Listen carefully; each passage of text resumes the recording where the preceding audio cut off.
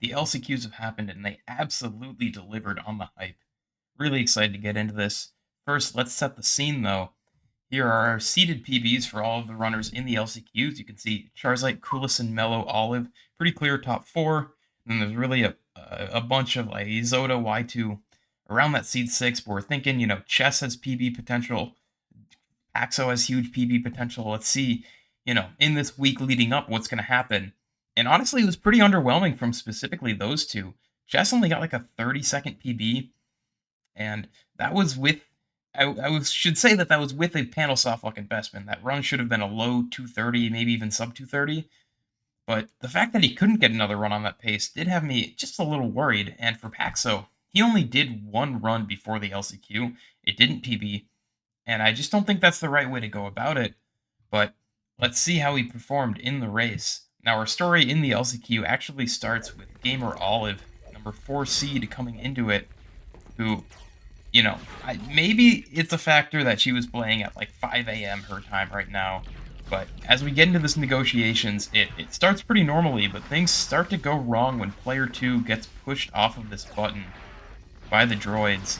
Now, he's gonna, not hit the buttons when player 1 comes around, and then ends up dying with player 2 before, we hit both buttons. And now there's a bit of a dilemma. You want to call in player 1, but there's studs there. Do you wait for the studs to despawn, or do you just call in and take the studs? She kind of got the worst of both worlds, like waiting a second, then calling in, but the studs weren't gone yet.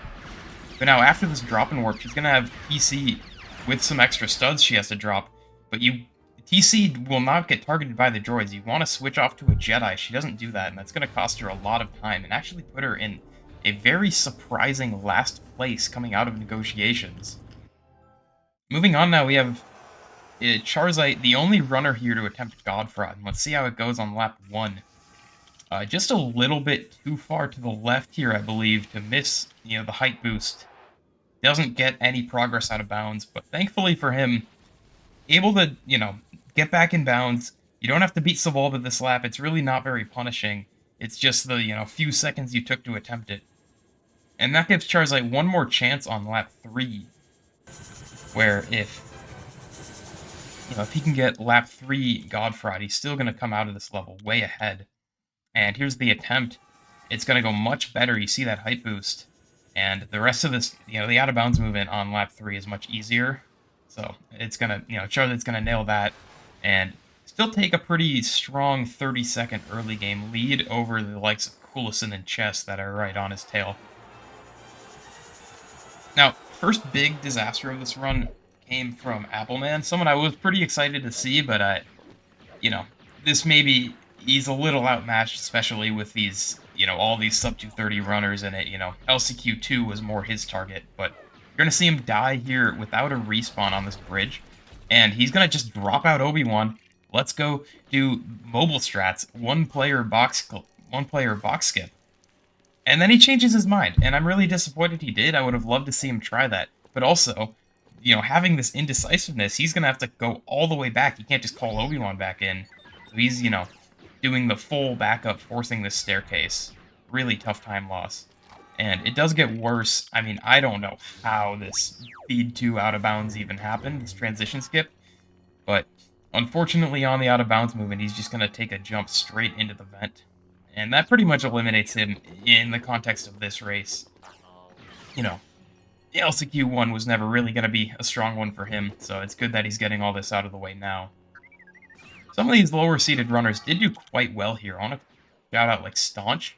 244 PB, literally the last seed, and he's going for left side and absolutely nailing it. Really incredible stuff. He had a great start to his run. You see him in 4th place even going into this. How is the last seed that high up? Also Chroma Q put on a pretty strong performance in the early game. His maul, I think, really punctuates that. But, he also, someone, a low seed who hung around near the top, threatening if someone made that disaster. I was pretty impressed with the way he started. But coming into Camino, this is, I think, where we really see the separation start to happen. There's like 3 different tricks in this level. They all save like high single-digit seconds, combined like a little over 20, which, they're not easy tricks and you don't have to go for them, but if you don't go for them, you're just losing a lot of time to someone like Chess or Melovro. They both, went for the tricks, got all of them. So that's going to be tough if you're. I mean, we'll look at like Chroma Q. He didn't go for any of them, so that's just losing so much time. A gap is starting to form compared to the top runners. I mean, similar Y2, Nolan, they both went for our four fly and missed it, and now it's like they didn't go for it. And again, the best runners here did just so much better at Camino. That's what a hard level like this is going to do. And it really set a clear top four of Charizard, Coolest, and Chess Mellow with, like a minute gap to fifth place. And yeah, not surprising to see any of those runners in the top of the pack, right? Only Olive is sort of the exception of someone we'd expect to be in there. But we saw how that started for her. We have Coolison now in Droid Factory, and this is going to be the first top runner disaster. I mean, it just goes too early with C3PO, and not a lot more to say there. Just an awful mistake to make, and you got to go all the way back. And on his second time around, I think maybe a little thrown off by where the platforms are, maybe just a little tilted. He's going to position C3PO right next to Anakin in front of him and push C3PO off, and another massively costly death in what should be a very easy room. It's going to damage him quite a lot coming out of episode 2. But he won't be the only runner to have a big incident here. Plenty of time left for him to catch up, and Charizard's going to give him just that perfect opportunity, going for BBJ. Now, Melovro in particular of the top runners didn't go for it, and with every attempt that passes here, it's going to seem like a better and better decision. Charizard's struggling a lot here. I mean, most of these runners didn't get it first try.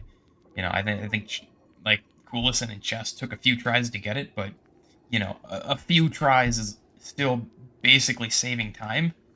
41 attempts is always going to be losing time.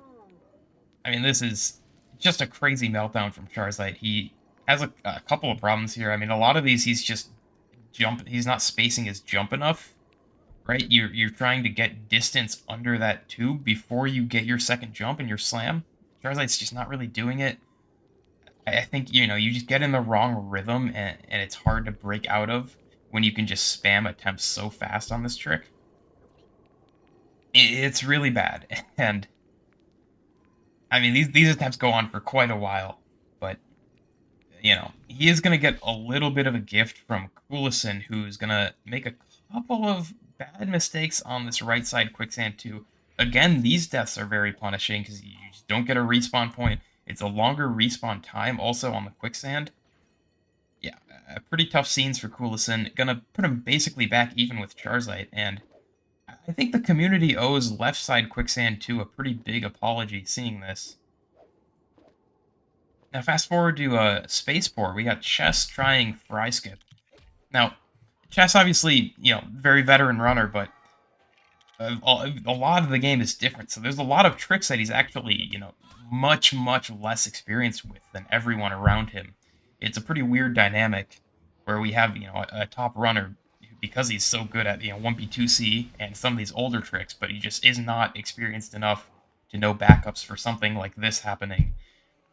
These buttons are honestly really confusing, and it's tough to back up when C3PO passes it. You have to practice this very specifically, and it seems like he hasn't. He's going to have a lot of trouble here trying to make this work. You have to, switch player 2 at the right time. It's, R2's going to keep wanting that wrong button, but finally he eventually gets out of it. Now, coming into Jabba's Palace, Melovro has built up a pretty big lead after, disasters from the other 3 top runners. So that means it is Melovro's turn to make a big mistake. He's going to pop inbounds on the spiderless movement. Not what you want, and the good thing is he does know his backup. He knows you got to go to that torch, get out of bounds, but it's honestly not an easy trick to hit. It would be pretty easy if we, did that normally, but if you're trying to do it, for the first time in a month because you're not practicing it, it's not actually a thing you go for. Something like this is going to happen, and now you got to go reload the room, build the panel, come back, try it again. A lot of time loss. I was honestly expecting at that point for him to just go back and do Spiraless again when he hit that back transition. Would have been pretty even time-wise with this, but this is a little bit faster, and he does end up getting it the next time, so it's not too bad for him. This takes us into Endor, where, yeah, Melivros still has the lead, and things are getting a little bit bad for Chess, given that he's in 4th place by quite a margin, and he does not go for 12 button skips. That should just be even more time he falls behind, and we're watching the mainstream here, so we can just watch everyone get 12 button skip and really leave him in the dust. Except the problem is nobody's getting it. Melivros struggling on the second gate, Coulison struggling on the first.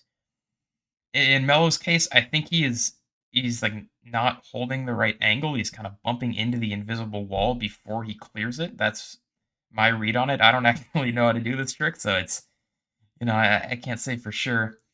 Coulison, it's a little more straightforward, struggling to make these jumps over this gap, but he is going to get over there, and when he does, he is going to get first try second gate skip, and this should have been honestly a pretty bad level for him, but because it's so bad for everyone else, you know, you see Mello was attempting it way before he got there, and he's still attempting it way after he's left.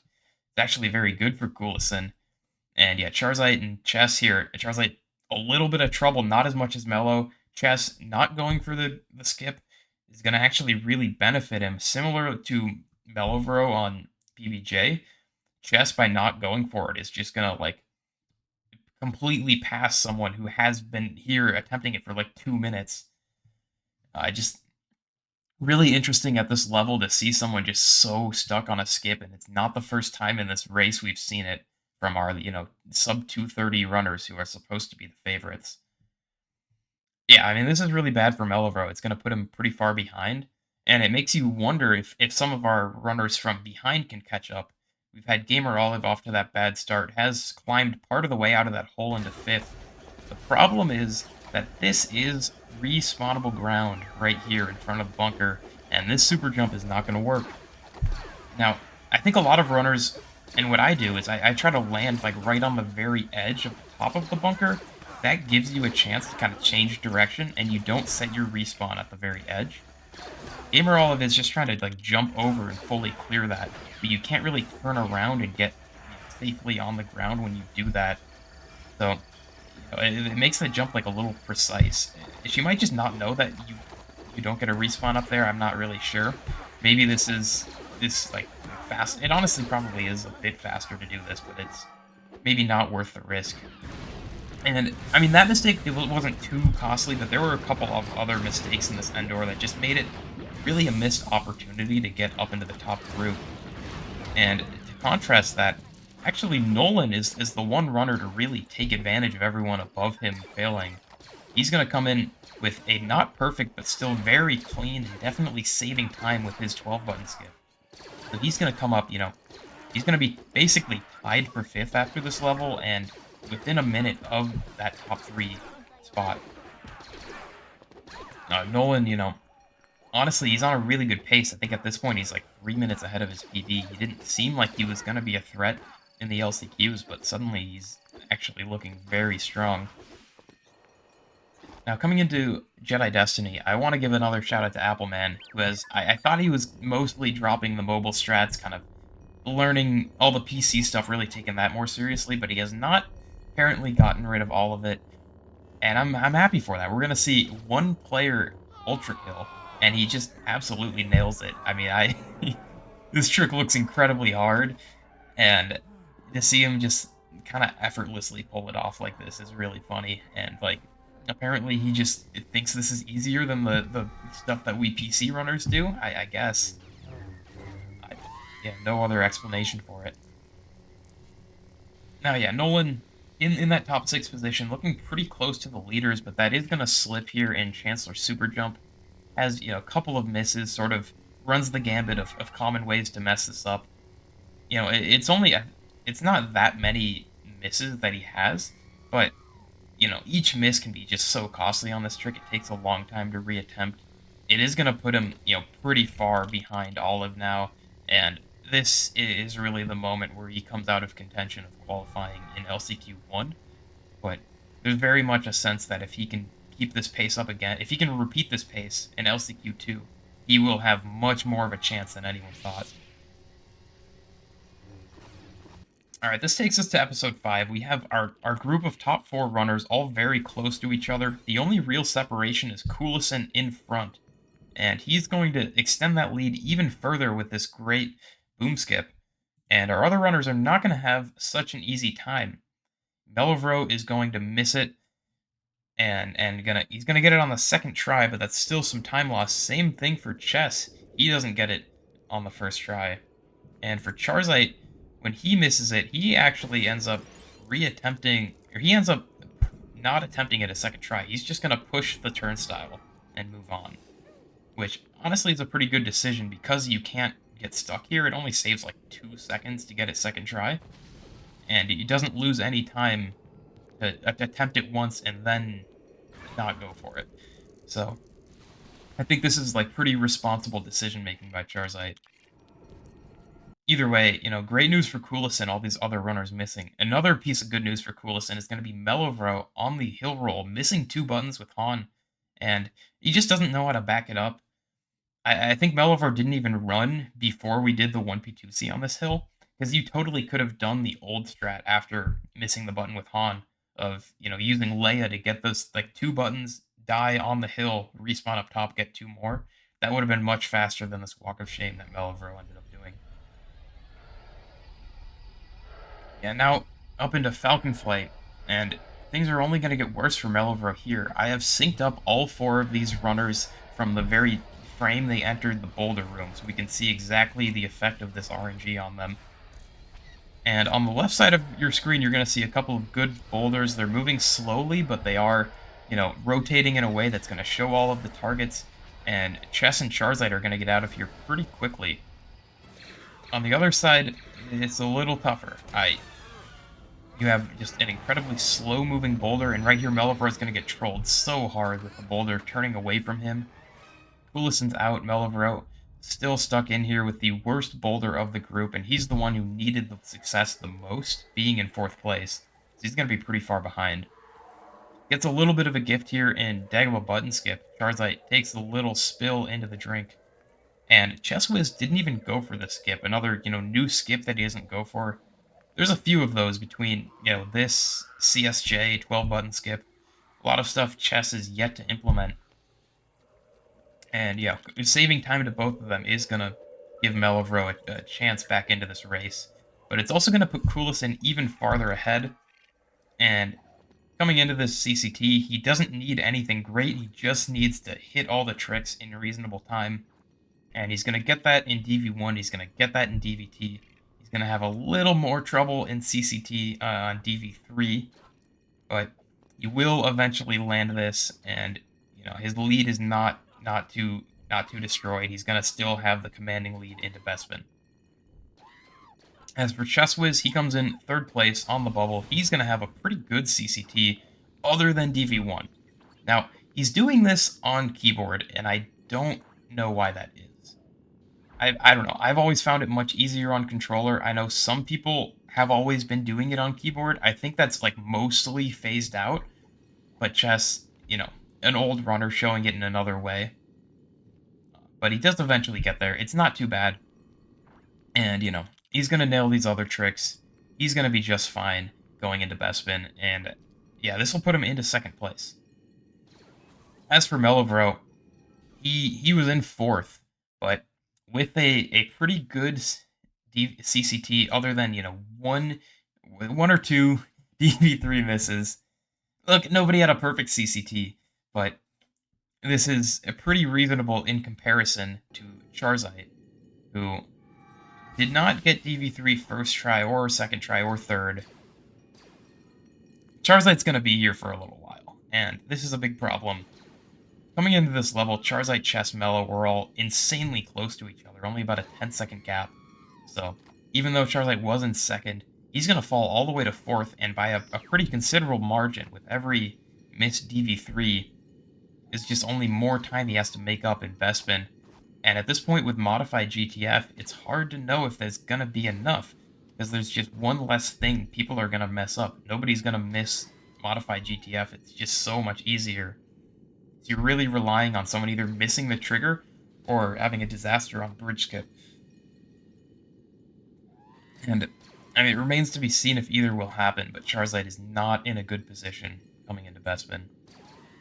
And with with all these other runners at the top, again, top runners mess up.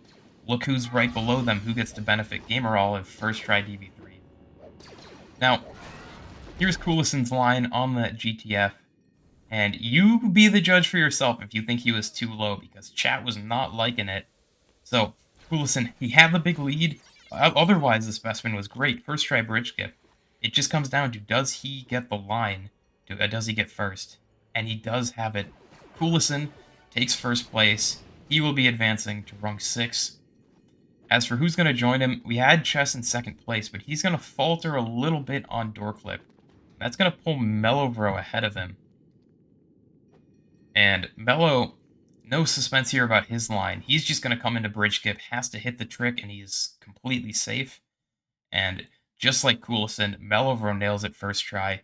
He takes second place. A bit of a comeback, after that Echo Base and Falcon Flight, he looked like he was in trouble, but he's going to do just fine. And now we're down to these 3 runners for the win. Chess, Olive, Charizite. And I have synced up all of them. I think the loads really obfuscated the actual excitement of this ending, so I have synced everyone up to the same exact LRT time. And now we can see, Chess had this big lead into bridge skip, and he's going to blow it a little bit. He keeps going for an edge fly, and in most cases, when you're trying to cross a big gap, you want to jump off the edge, because distance matters so much more, typically. But in this trick, you're going slightly up. Your target is slightly higher than you start from, so you actually really need all the height you can get, so you do not want the edge fly. But it's just really counterintuitive, and I think Chess sort of falls into that trap of trying to get the edge fly too many times. That's going to make it tough. And now Charizite also attempting the trick. They're both here, and Gamer Olive right on their tail. But finally, it is Charizite who gets across first. Charizite claims spot 3 in rung 6. And Chess and Olive are going to have to try again tomorrow. I mean, overall this race, it was incredibly exciting. I don't think it was the best TCS for really anyone. Coolison and Mellow, I think they did fine, Obviously, these runners all had just a couple of huge disasters. And I think especially in the case of, Mellow, he played 2 minutes off PB, but he lost basically 2 minutes to 12-button skip. It's sort of easy to imagine how he can clean that up and play better in the future. And I think similarly with Coolison, you're not going to make that mistake on Droid Factory again, pretty much ever. I think if that mess up, sticks with him, he's going to remember it, and he's not going to play it quite so aggressively next time. He's going to be fine. I think a little more concerning for Charizite, though I'll point out I think he was playing on not his usual setup. That may have affected him. But this is still a pretty bad showing. I know he wanted to kind of gloat about it a little bit, but this is not backing up all the talk this week. Coming into LCQ 2, we do have a lot of changes on this leaderboard. Certainly a lot of runners got a PB in that first race. Chess with his 2:30.12, that is a PB despite the ending. Y2 got a very small PB in that race. Nolan PB'd by about a minute and a half. And we also have 2 more runners joining that did not play the first LCQ. We have Doubt in seed 9 coming into the race, and also Zoda up to the 2nd spot after he got a 3-minute PB the night before this race. So suddenly Zoda goes from being very much on the bubble with someone like Y2 to now being, pretty much a clear favorite. Chess also making a pretty big move getting that PB, but, it's going to make this a lot more competitive. And we start this race, much like how we started the last one. Gamer Olive is going to have just a couple of problems in this negotiation. Here's problem 1, this blue stud for player 1. Problem 2, another blue stud. Gamer Olive entering this end room with over 2,000 studs on player 1.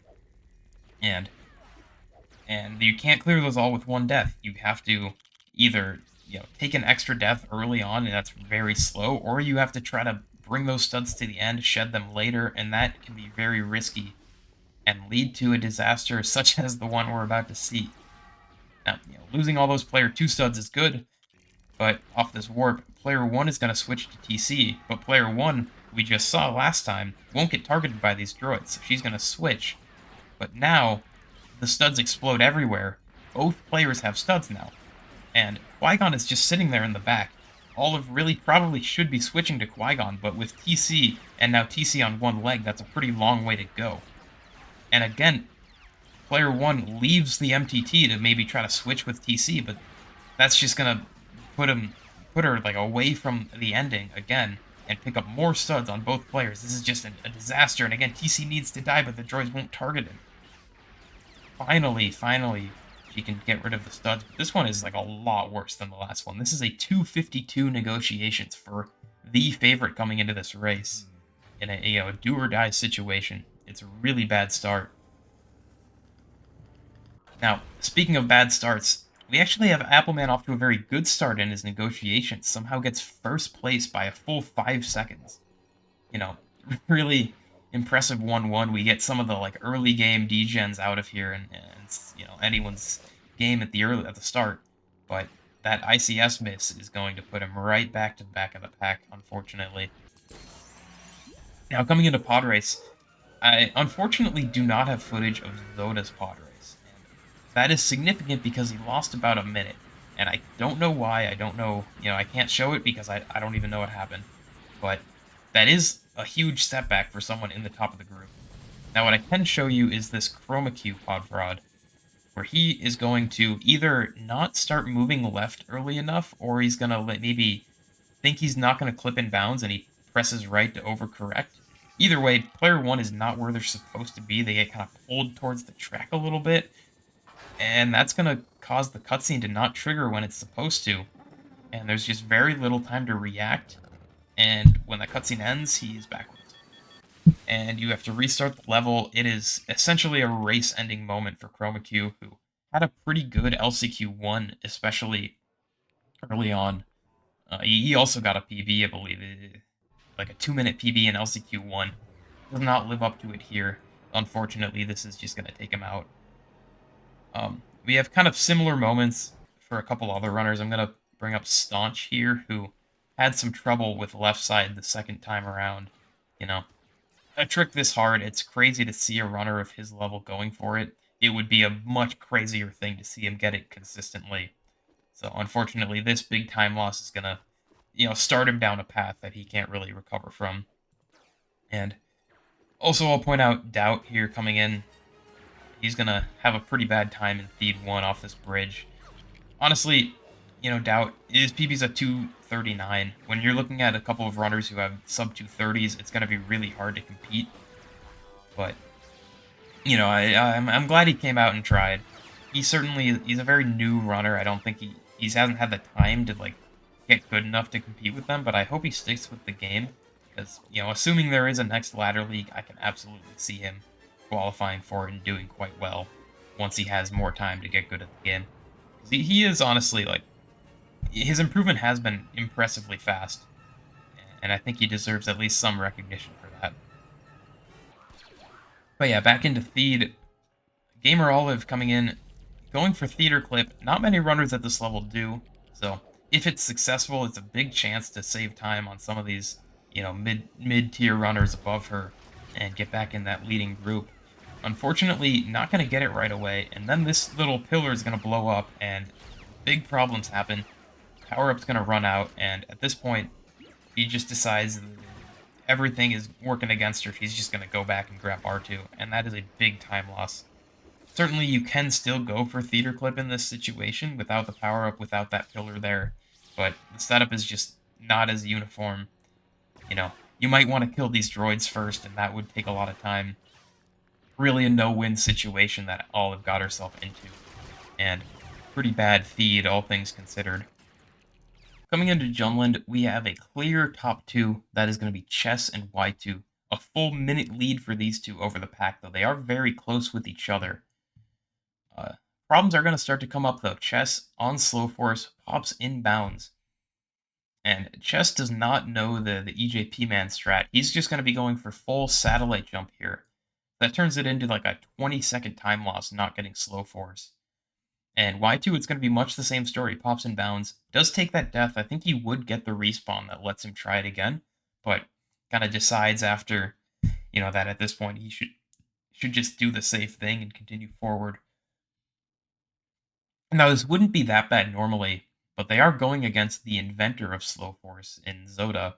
So that's going to be, you kind of expect him to get it. And knowing that, that's going to be a pretty big time loss and the first thing to really eat into this lead that these two have built up. Now, I also want to shout out Appleman in fourth place. Even you recovering from that ICS disaster, it's honestly really impressive to see him up this high. We have a very close race with like Olive and Paxo also right behind. But yeah, here comes. I mean, Zoda gets slow force pretty easily, for him. But now we have Chess coming into BBJ. This is another place where he's just going to get strat mogged by Zoda. He's riding the Bantha, and that's really interesting because in the last race he went for BBJ. It feels like he may have been influenced by somebody else's disaster. Like it was so bad that not even other people want to go for this trick anymore. Uh, I don't know. Maybe he just thinks he needs to play it safer in this situation, and that's why he didn't go for it. I'm not really sure, but Chess doesn't go for BBJ here. Y2 doesn't either. I think he didn't yesterday. But now we have Zoda on the bottom of the screen. He's going for Viola skip. Now this is a really weird one because it saves, you know, a few seconds to not going for it. It is slower than BBJ though, so people don't, top runners aren't going to learn it because it's slow, but kind of lower level runners aren't going to learn it because you still it's a trick to learn, and like if you're going to learn the trick, why not learn the one that's fast? But I think this is pretty underrated, especially in a race, because it's just so much more consistent. And it's easy to save time with BBJ compared to not going for it. It's a lot harder to save time with BBJ compared to Viola skip, which is like very similar speed. So that's going to pull Zoda closer to these top two, and he's going to be even closer after Chess has this little incident on the speeder clip, and quite a bit of time. He doesn't go for the power up. Nobody really does anymore, but he also isn't killing these troopers fast enough, and they're just going to keep shooting him out of the speeder. It's a really tough cycle to be in. Eventually gets it, but that's not until he loses quite a bit of time. And now Y2 has a pretty considerable lead, and he's going to expand it just slightly more on that speeder clip. He's in a really good position now as sort of a runner that was seeded to be like right on the bubble, barely qualifying, and now he has hard locked. So suddenly a big problem for him. We see Chess take that big time loss. We see now Y2 taking that massive 2-minute time loss to the hard lock. Zoda's in first place, but he has pilot spawns, and he's got to go back for a helmet. I mean, yeah, really tough situation for Zoda. Obviously, he had that pod fraud mishap he battled all the way back from, but now he's really getting tested here. Um, pilot spawns just a really tough thing to deal with, and it's only going to get worse in this next room. We see he's going to push the red side of this turnstile just slightly, and this may have just been a bit of a knowledge issue here. You aggro the troopers when you push the red side of the thing, and when those troopers aggro, this guy is also aggroed.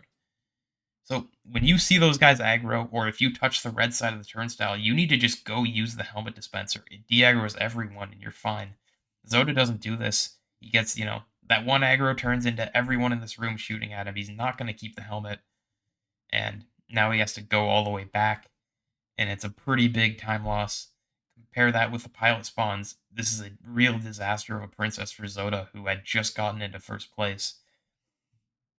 And it's not going to get much better coming into DSC. This is honestly kind of hard to watch. The game is just kicking him while he's down.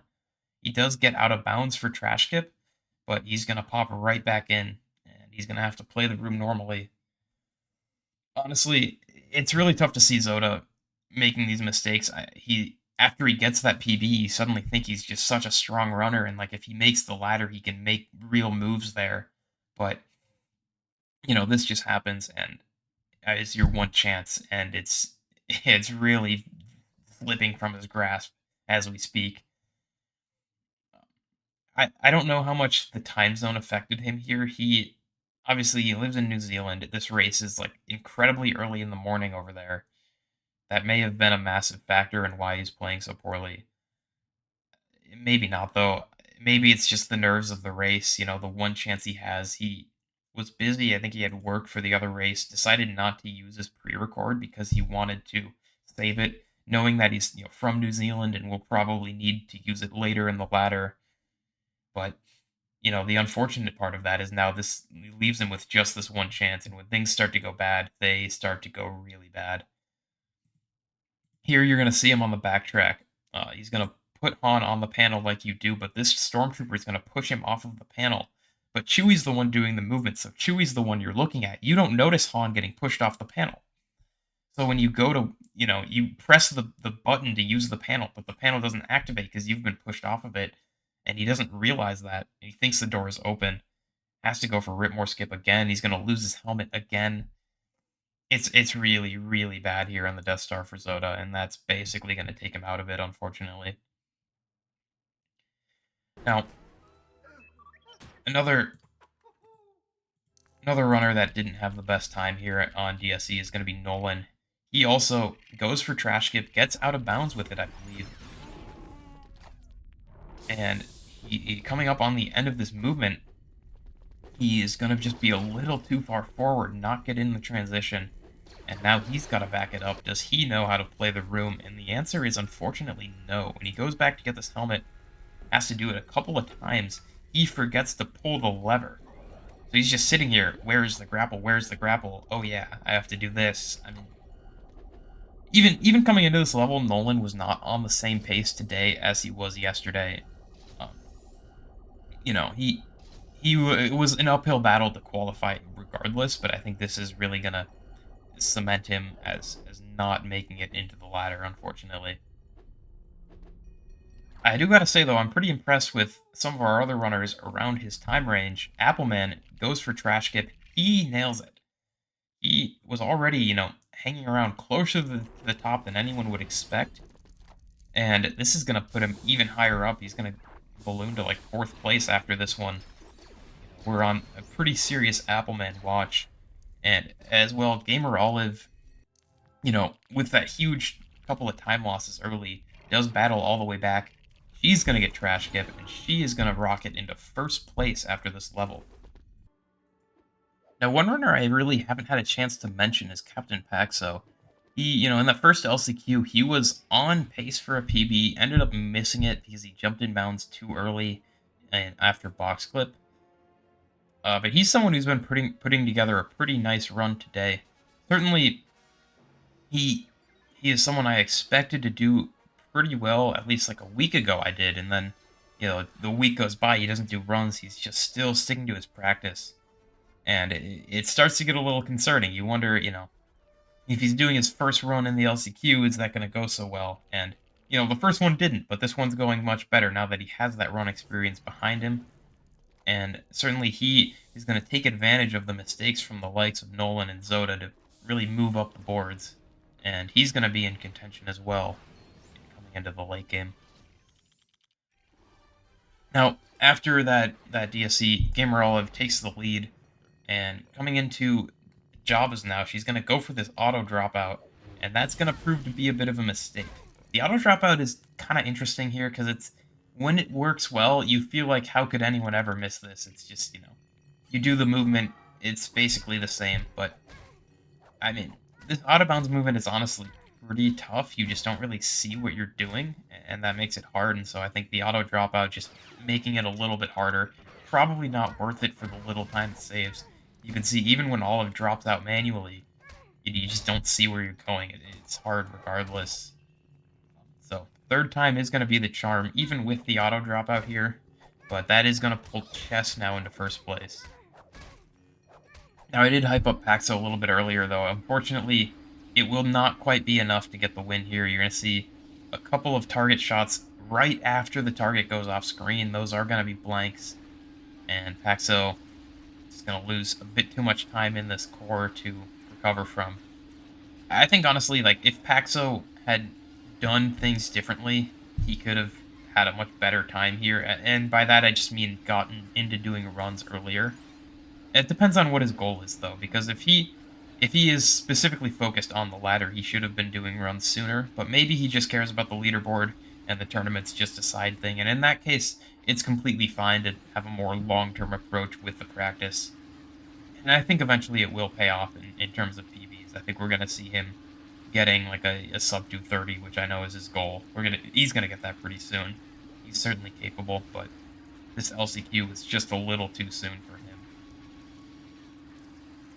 And that leaves not many runners in contention for the top. It's really Appleman in fourth place, the last one with a chance to kind of challenge those three leaders. And we're going to see this Dagobah Buttons not skipped, but still finds a way to make a DBS-like mistake, even going for the buttons. And that is just going to be too much to recover from. It's fun to watch every year Apple come back and do his sort of yearly ladder league qualifier attempt. But I would like to see one year maybe he really puts in the grind and becomes a serious contender and can actually make it in the ladder. That would be really fun to see, and I know he's good enough, but certainly would take a lot of time. And if he's not going to do that, I still quite like to see the yearly Appleman appearance. He gives us some fun clips. The one player ultra kill this year is pretty memorable, but it's not going to be enough to really compete. And that is going to cement pretty much our top three 2-minute lead as long as they can get through the end game without any meltdowns. And yeah, Chess was specifically in first place coming into Bespin, but he's going to change a bit of he's going to have a strat change, and he's not going to go for GTF like he did last time.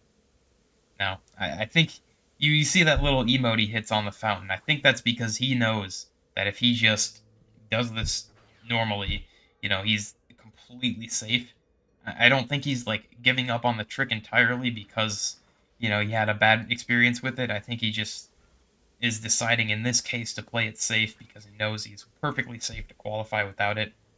Now, this does mean that Gamer Olive is going to actually sneak ahead of him into first place because of GTF. But, the finish order doesn't matter. It's just that you get top three.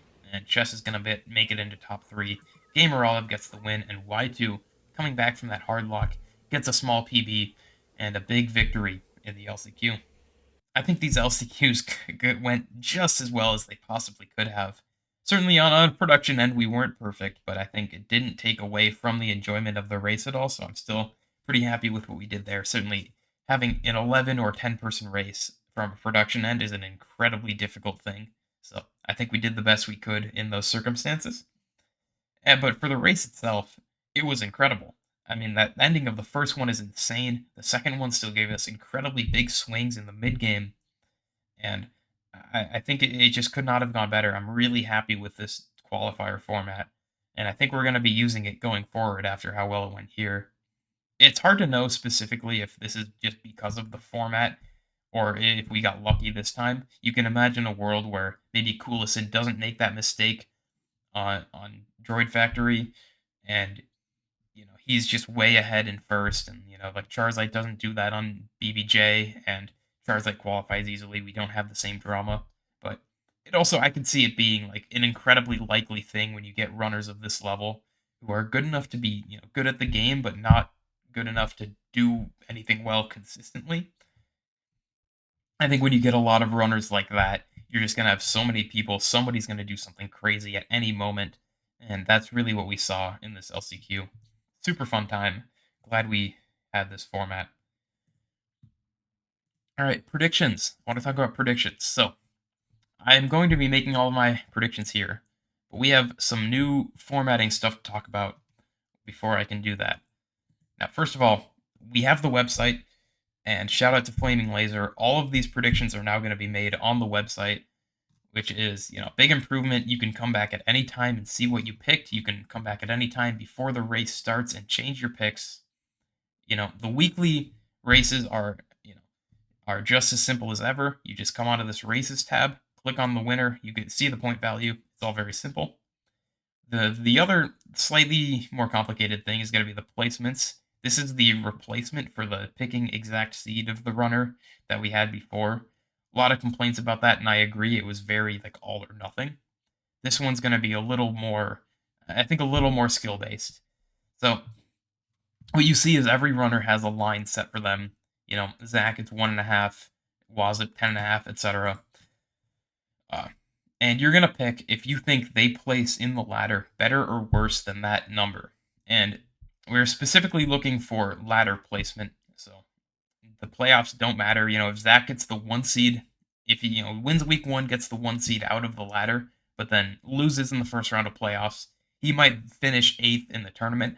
But because he had 1 seed in playoffs, he finished first place out of the ladder. So that's going to be an under. Yeah. Another thing to make clear: under is good, over is bad. Essentially, if you pick the under, you're betting on someone. If you pick the over, you are a hater and betting against someone. And another couple of quirks to make clear: it's the wild card match is a little bit interesting here with how it interacts with it. Certainly, the winner of the wild card match is the 8 seed. Their finish is 8th. The loser of the wild card match is not the 9 seed. The loser of the wild card match goes back to whatever seed they were eliminated at. So, if someone somehow got eliminated like week 3 but still got the wild card, not really possible. But if it happened, their actual finish place would be like 18th or whatever it was, and not 9. So yeah, you pick your 8 favorite placement bets and you click submit. Very simple. These lock at the start of the first race. That is tomorrow from when I'm recording it, and hopefully from when this video goes out, but you don't have a ton of time. Again, predictions.ladderleague.run if you have not made your predictions already. Go ahead and do that. And with that in mind, I'm going to now be, for my predictions, I'm going to be picking every placement pick, even, all 21 of them. And then at the end, I'm going to go through and pick my 8 favorites that I actually lock in. But I think these placement picks give a lot of good conversation about these runners. A way to kind of gauge my evaluation of all of them. And we'll start with the runners out of the LCQ. We've just talked about these guys quite a lot. Now, as I'm recording this, Charizard just got a very big PB. He has a 223 now. And so before I was willing to take his over, because that 16.5 line essentially means you have to be the best out of the LCQ runners, because, at least before there was a pretty big gap between the 16 seed in the LCQ and the 15 seed who made it straight to the ladder. But Charizard has just bridged that gap. I think the PB is too strong. I have to take his under. And that means basically Coolison gets pushed out of the top 16 if Charizard is in there. I kind of have to take his over.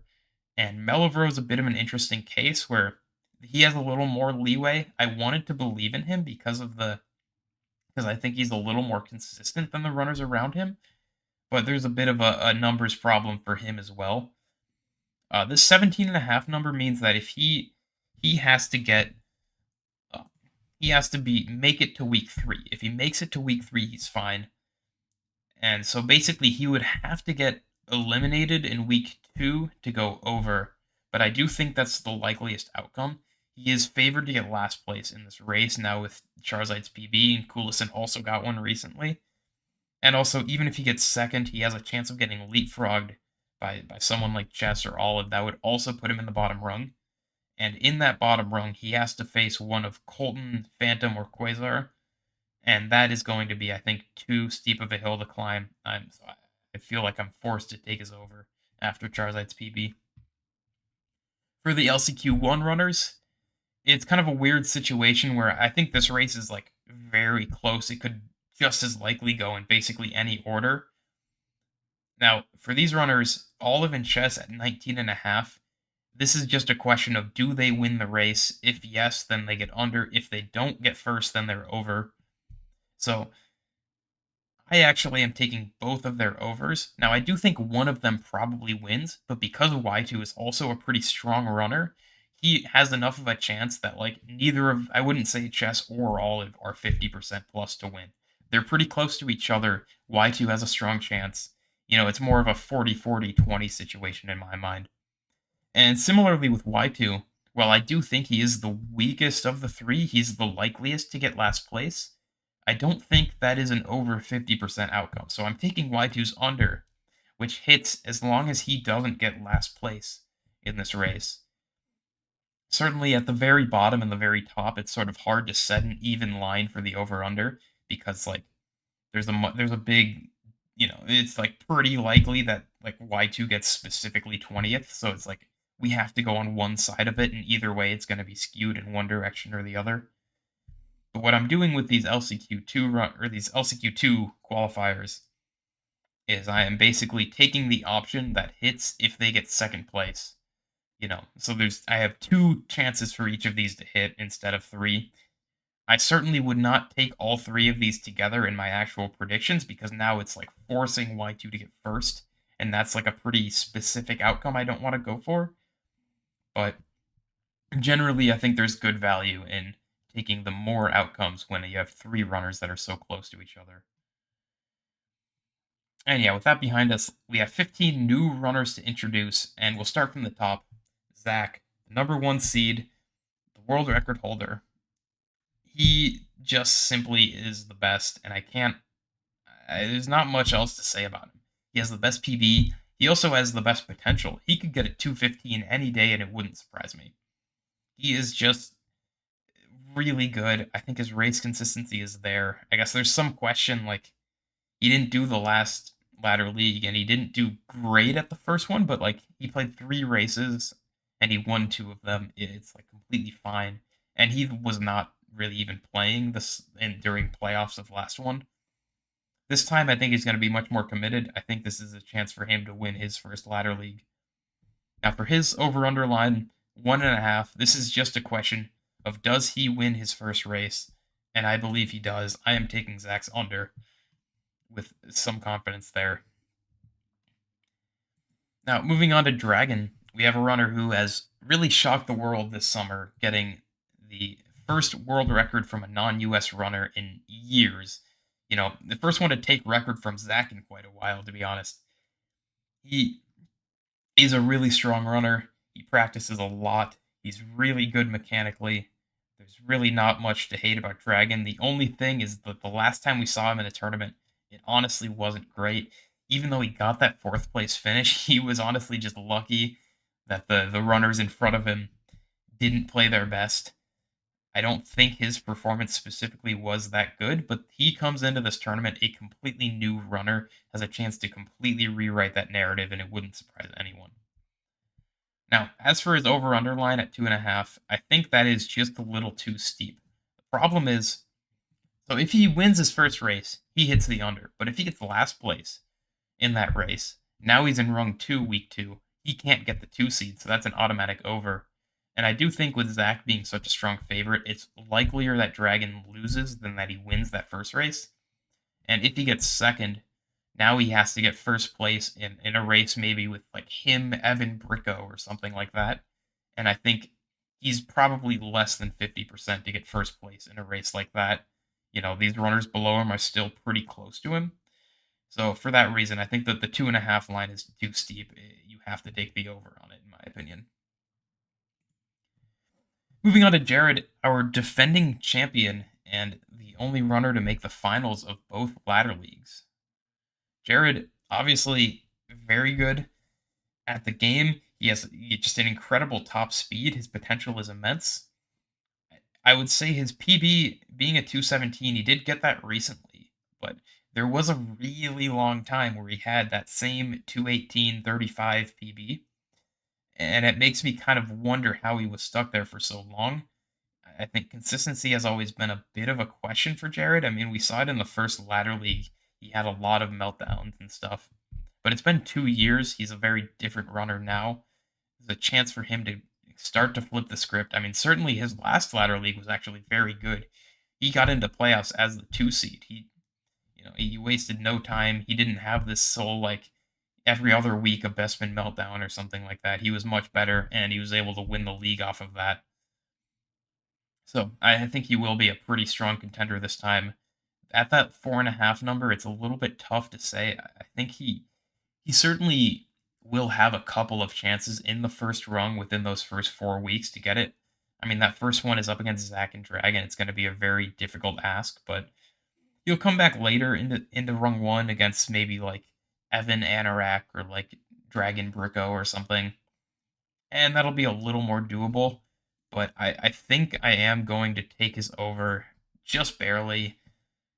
It's a little hard. I'm just trying to like run through the math in my head of like, if maybe I feel like he only has maybe like a 10 to 15% chance of winning week one, and then he'll probably get last. I mean, he could get like his path to the two seed is very specific, where he has to get second and then win a race against some pretty strong runners.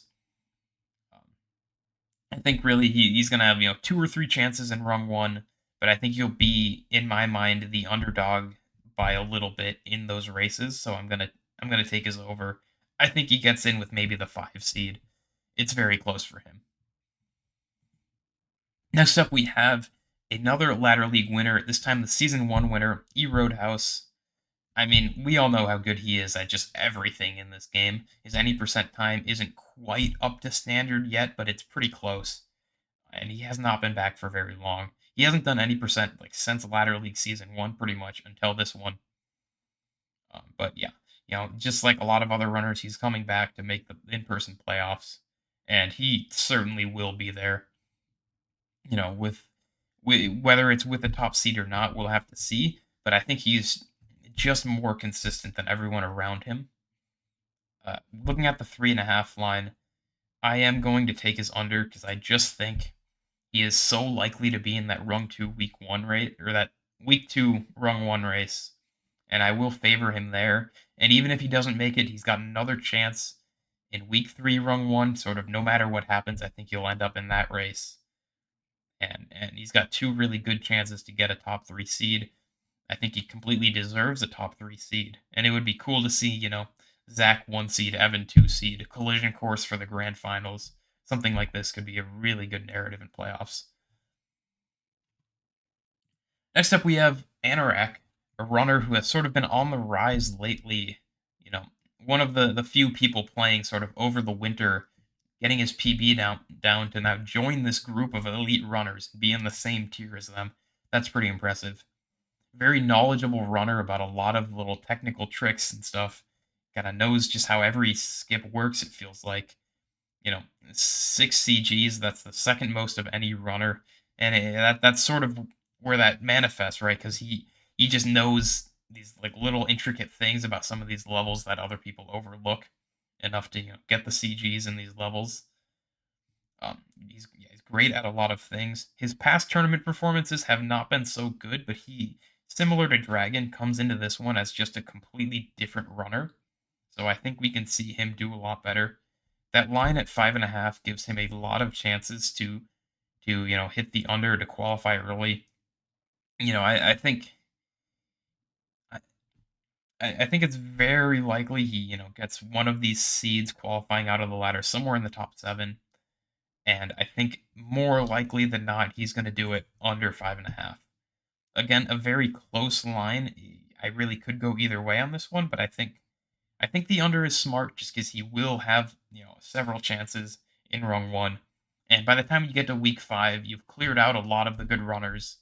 He could be really the only of the top seven in that rung one race. Even you know by the time you get there, he's going to be I think a reasonable favorite in at least one rung one race. Next up, we have Bricko, another runner who hasn't been around for a while, coming back for the in-person playoffs and all that. He's part of what makes this the most stacked tournament we've ever had.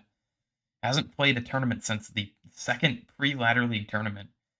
Wait, it's 4 years ago or something at this point, maybe even more. Yeah, I think that tournament was 6 years ago, actually. That was like right after I joined the community. That's honestly crazy to think about. But Brico is now back.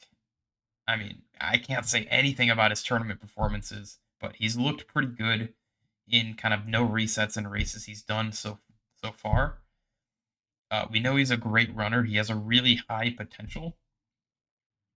Um, Looking at his 4.5 line, I do think that's a little tough. We have probably like Zach getting the one seed, right, and then like Evan will probably get a top four seed, and he's up against like Jared, Dragon, Anorex. I think 4.5 is just a little too strict. You kind of don't have enough chances to guarantee anything there. I'm going to take his over again, just barely. It's weird because I actually do rate him a little bit better than Anorak, and Brico did bop Anorak recently on the leaderboards. But I think just like that extra week that Anorak is given with the lines, I think is like enough to pivot it in my mind. Brico 5.5 is an easy under, but 4.5 I'm gonna slightly edge with the over. Now we get Senor, kind of the last of this top tier of runners, debatably. Certainly, he is within that tier. I think I still kind of intuitively view him as like not quite to that same level, but I don't know if there's any good justification for that because he has, in recent months gotten his PB all the way down to a 218. It was like a high 221 before he came back. He has tournament history. I do think Senor has a very strong consistency. I think that's a really big benefit of his, and that's why he was able to win two tournaments in the past. He's the only runner that has played in every single tournament, and he has made top eight of all of them. I think he's almost certainly going to do it again this time, but I don't know if he's quite to the level of some of those top runners above him. Now with his line at 6.5, I am still going to take the under because he he has a lot of chances to just get he just has to beat one other runner in the top 7. I think he's much closer to the runners above him than he is the runners below him. So he's almost guaranteed to get somewhere in the top 7, and while I would pick him to get 7th if you asked me to like lay out the seeds, I think the fact that he doesn't have to he only has to pass somebody. Only one runner above him has to have a disaster for Senor now to be favored to get top 6. I think that is a fine under to take. Again, it's very close. I don't think this one will be in my final picks, but, you know, I'll take the under on Senor. I believe in him. Next up, 8 seed, Wii Super. PB 219.45 has been that way for about a year now. He hasn't really been playing. He just came back like a couple days ago. Hasn't really gotten into runs yet. Hasn't even, made it halfway through the game derusting. And I think that could be a big problem. I don't think he's going to be anywhere near up to his PB level by the time he has to race. And I think it's a question of if he'll really get much past where he is right now. I don't know if he's going to be going quite as hard this time. He seems like he has sort of other ambitions with all the Minecraft he's been playing and stuff like that. But certainly still an incredibly good runner when he is on his game, and he de-rusts fast, so I think he won't be too bad off. But there is a bit of a gap now between him and the top 7, and I just question if he'll be able to bridge that.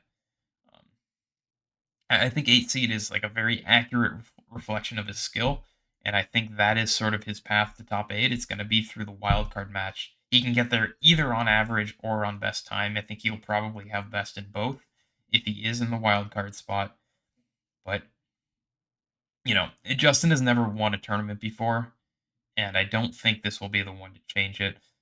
I think he is, he came into some of those old tournaments as like the favorite or one of the top favorites. This time, I think there's just a lot of runners who have ran ahead of him, and I don't know if he's going to have what it takes to really get his PB multiple minutes down so he can compete with them. So for that reason, I am taking his over. I think the 8 seed is exactly where he's going to end up, but certainly a lot of legacy here, a lot of history that is going against me. He could certainly prove this wrong. All right, coming up now, we have our first new runner, our highest seeded new tournament runner. That's going to be Wazip, who, started running only a couple months ago, but has gotten all the way down to a 221. He got the 9 seed in the tournament, an incredibly fast rise from him, kind of passing the tier of all these like laser Daime types below him. And I think he has like even more PB potential than this. I saw him on 220 pace a couple days ago, where he lost that in CCT.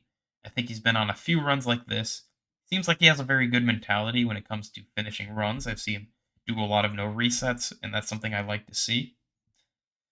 I think he'll do pretty well. We can't know for sure how the tournament environment will affect him because this is his first tournament ever. But I can't imagine he'll do badly. I think when we look at this 10.5 line, I do think I'm going to take his over, and that's partially because, first of all, Colton has like already surpassed him by quite a lot since seeding locked. So now he kind of is effectively the 10 seed in my mind. And there's a lot of runners just a small step below him that he would have to finish ahead of. And I do think, individually, I might take him to be ahead of Laser and Daime and EJP.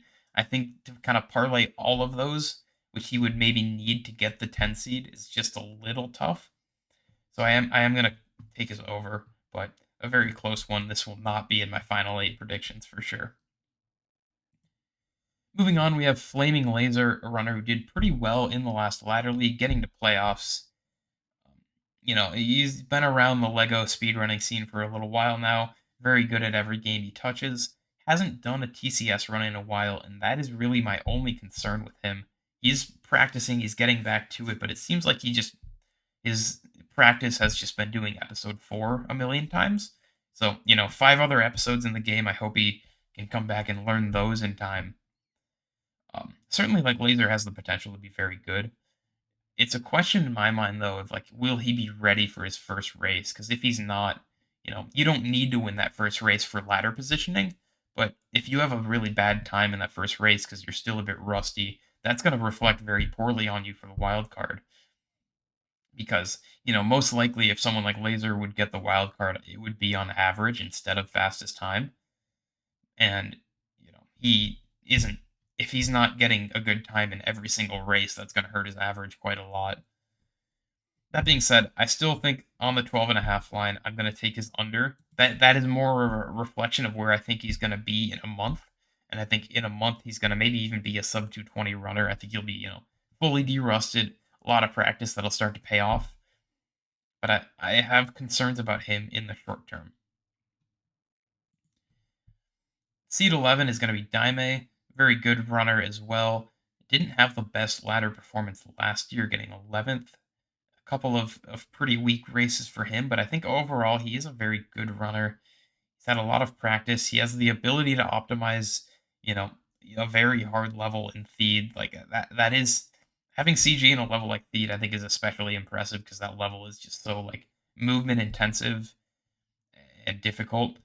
So I think it shows skills that can translate to other levels. And I think it has started to, but it's more his consistency that's been holding him back so far. And consistency holding you back is a huge problem when we're in a race environment. I do think Daime has like 219 potential. It would be, completely reasonable for him to get that like any day now. But until he does, I'm gonna kind of wonder if he has the ability to like string everything together in a no reset setting to get that good of a run. For that reason, I'm going to take his over. I kind of just believe in the people around him a little bit more to be able to kind of consistently put up good times every single week. I think Daime is going to have just like 1 or 2 bad ones in here, and that might come at the wrong time and cost him. All right, next up, EJP Man, the legend himself. Another runner who's been out for a couple of years, came back, got a huge PB lately with that 222, very fast improvement. And I think he's got a long way to go. I saw him on a decent run last night, except for the fact that he didn't have IT. But yeah, he's a runner who's yet to make top 8 in a ladder league, but he did make it, in that season 2 tournament 6 years ago with the famous Jedi Destiny and all that. He came very close in ladder league season 1 to making top 8, just missing out by a couple of seconds against the Hamster in that week 8 race. I think the competition being tougher makes it a little hard for me to imagine him in top 8 this time, as much as I do really want to see him there. I still, though, like his consistency. I really like his mentality and the way he approaches the game. I think he has, he's practicing the right stuff. I think his 222 is still a little bit of like a not fully updated D-Rust PB that he's going to push a little bit lower in the next week. For that reason, I'm taking EJP Man's under. I believe in him quite thoroughly. All right, next up we have Colton, who, absolutely shattered his PB in the last week. Like 2 weeks ago, his PB was like a 225, I think.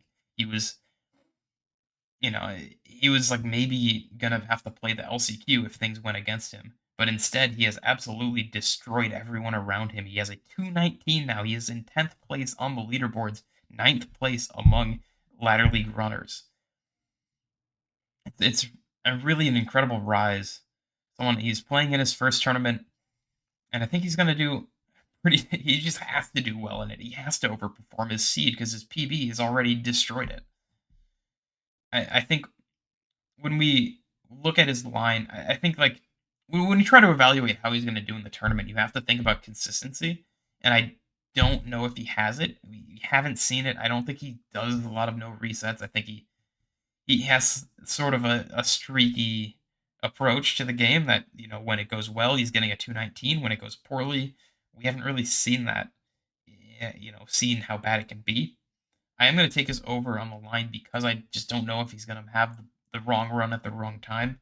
He hasn't proven his consistency to me, but he absolutely has proven you know, his top speed is where it needs to be to make top eight. He is really the wild card that could sneak in and make playoffs that no one expected. But we need to see the consistency first before I act like that's a likely outcome. Next up is Quasar, who has not really been around lately. He got this PB a couple months ago. I don't know what he's been doing in the meantime. That's a mild concern of mine, but otherwise, Quasar is a very good runner. He's, I think, the most consistent runner, kind of outside the top 12 or so seeds. I think that consistency is going to be a huge asset for him. His PB also very good. Probably not good enough to like really push for top eight. I think he kind of has a top speed limitation, at least at the moment, but he can improve that a lot. He's good at other Lego games, and that can translate here. He had a bit of an unfortunate first tournament in ladder league last year, but there's definitely room for him to do a lot better than that this year. That 14.5 line just means he has to, you know, perform at his seed level or better. And I don't think there's anyone below him that's obviously going to catch him. I think his consistency is going to help him quite a lot, as long as he's not too rusty with the little bit of time off he's taken. If he's playing TCS a lot this summer, he's going to do very well. I'm going to take his under. And finally, Gilded Phantom, seed 15, a runner we've seen do pretty well in ladder leagues in the past. Comes back this year. Not a ton of PB improvement since the end of last year, though not many runners have had that. He, incredibly good at Echo Base. We'll see about the other 35 levels. I do want to believe in him. I think he is a really good racer.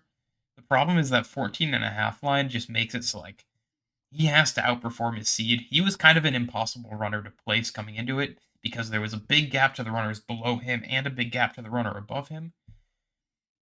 He kind of is very much the 15th best runner. At least, when we set the lines he was. There's the whole Charizite situation that has popped up. Charizite now bopped Phantom. So that's more reason to take Phantoms over. Though I still think Phantom has potential, can do very well in a race setting, has the ability to just put up like a 225 or better in every single race. That wouldn't shock me. All right, now that I've made my 21 different placement picks, here are going to be the 8 that I finally settle on. First of all, we're going to get Chess Whiz over 19.5. Now, I don't want to do this, I don't want to doubt Chess, but I really do this more as a Gamer Olive under. Olive still has the best PB of the runners in that Rung 7 race by a good margin, and I think when she can run at a more friendly time zone, it's going to be a big asset. We also saw kind of the late game consistency really strong for Olive. Just needs to work on the negotiations pretty much. Yeah, I think this is really more of a math thing for Chess than anything else. If we put him at 20.5, that would be way too easy of an under, but 19.5, it's really hard to, say that he is favored to outright win that race. So I'm going to take the Chess over. Next up, I am taking the Charizite under. Not something I really wanted to do, but honestly, like that PB just kind of forces it. It's just so strong now with Charizite having a 223, 2 minutes ahead of Coolison, even bobbing Gilded Phantom. That gives him just so much room. I still kind of wonder about his consistency in the races, but there's just a lot of time to work with now that he got that PB. These next two are a bit of a package deal. I am taking Zach under and Dragon over. Now, I mentioned that I think Zach is going to win that race, and if he does win that race, that means Dragon is not winning that race and not getting the 1 seed. And so now his odds of getting a top 2 seed are a lot lower if you already have Zach winning. These kind of correlate very strongly. Certainly, Dragon could get the 2 seed, and that is his clearer path to getting the under, but I still also just believe in that one individually. I think 2.5 is just a little too hard for him to hit. So I am going to be taking these two picks. Next up, We Super over 7.5. I think he is very much destined for the wild card race. I don't see him outperforming any of those top 7 right now because I think those top 7 are just so good right now.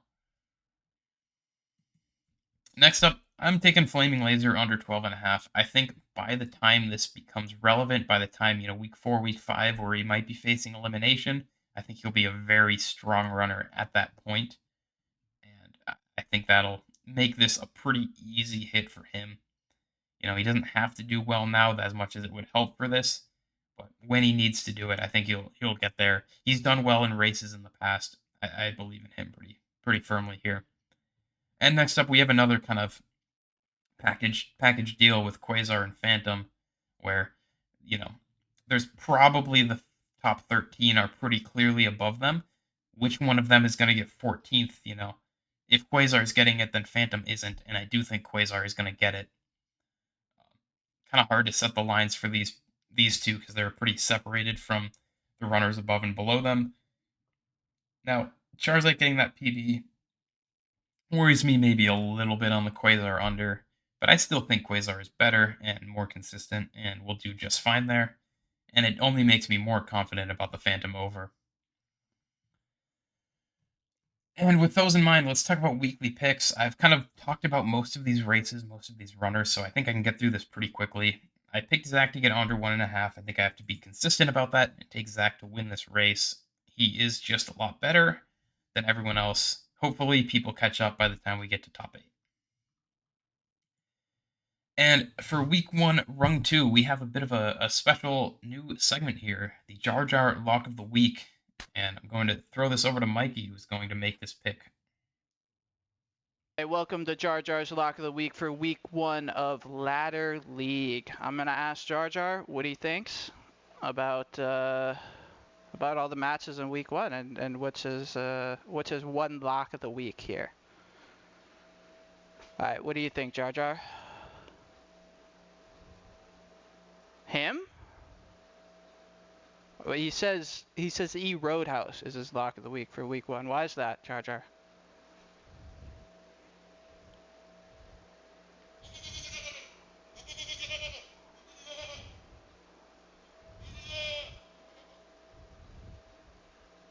Okay, that's there you go. You heard it here first.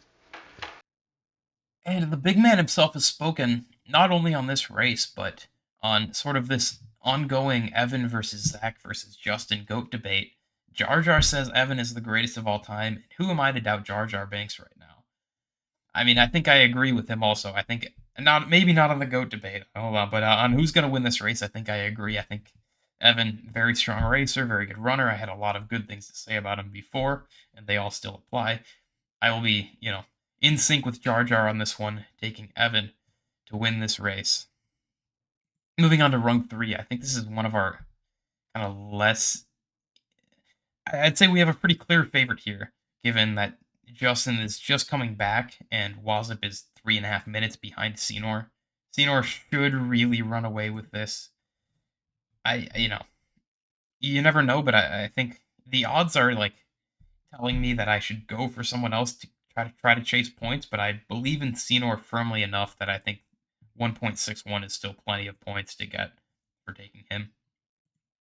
Now here's a very exciting race. Look at their PBs; they're all 14 seconds apart. Incredibly close. Now EJP Man slightly favored on the odds, very slightly over Laser, and that's basically because of me. We send out the poll to mods to figure out like what do you think the odds are people win this race. I was like very high on EJP Man compared to everyone else, and so I think I need to stick with that here. I think EJP has the consistency. He's been running lately. He's been getting PBs lately. He kind of fits both of the big boxes you want to check in a week one race, and Laser's strength is going to come more later in the ladder. Now, this race maybe was exciting at the time, but I just don't know if you can do anything other than take Colton. Now, and part of that comes from just like I don't know exactly what Quasar and Phantom have been up to lately. I see the point values and I maybe want to chase it, but I don't think either of them give me anything specific enough to believe in that I just have to take the safe bet and go Colton. Obviously a very strong runner. We'll see what he does. Now, rung 6, this one has been completely thrown for a loop after Charizard's PB. I was originally going to honestly take Melovro for the, slightly more points, and I think he's more consistent, but at this point, these lines are not, set for Charizard's current PB, so you just got to take Charizard. It's too much value after that 223. And finally, rung 7, Olive Chess Y2. Now, certainly Olive has a much better PB. You shouldn't be too deceived by that. We saw Jess miss bridge skip for like a minute in his PB. We saw Y2 hardlock in his PB. Those were both achieved during different LCQ runs for them that did not go perfectly. Still, I'm going to side with Gamer Olive, who showed very good late game consistency. And, I basically talked about this before with the placements, but I do favor Olive here. I think she's a very good runner, and I think she can be very consistent when she's not running at 5 a.m. And finally, we have one more segment to introduce, the Frog of the Week. And that's going to be Colton this week. I think, honestly, Colton leapfrogging out of his rung isn't even like a big achievement. It's just a correction of the seeds that are out of date, a week out from when they were set. Colton has, absolutely exploded. This was not a hard pick at all. His PB is 2 minutes ahead of everyone in the rung above him. I think pretty clearly Colton is the likeliest runner to pull off a leapfrog in this week. And on that note, that is finally all I have. I mean, certainly this one came out a bit long, but if you're watching right now, I really appreciate that you sat through that whole thing and go watch some races. It's going to be very exciting. Thank you.